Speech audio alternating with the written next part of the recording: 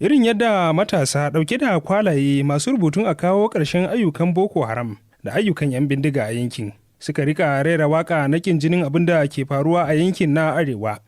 Da yake magana wa 'yan jarida lokacin zanga-zangar, shugaban ƙungiyar ta CNG a jihar Gombe, Comrade Ibrahim Muhammad, ya bayyana cewa sun fito zanga-zangar ce da nuna wa gwamnati damuwarsu kan halin taɓarɓarewar tsaro da ke ci gaba da ɗibar rayuka a yankin na Arewa, tare da buƙatar gwamnati da ta ɗauki mataki na ganin ta kawo ƙarshen lamarin.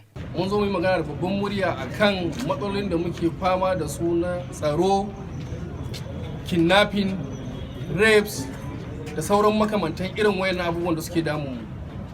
Mu dai mun sani cewa jami'an tsaro suna iya ƙoƙarinsu wajen daƙile wannan matsala, amma har yanzu ba abin da ya canza.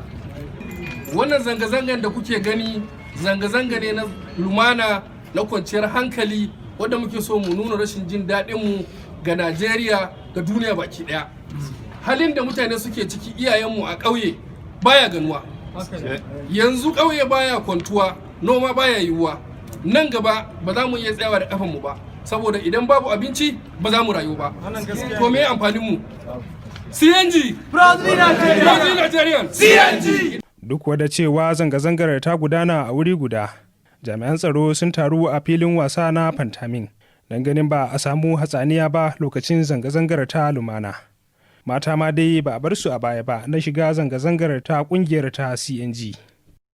Wannan zanga-zanga dai yana gudana ne a dukkanin jihohi 19 na arewacin Najeriya da matsin lamba wa gwamnatin tarayya da ta kawo ƙarshen matsalar tsaro, musamman a arewa maso gabas da kuma arewa maso yamma.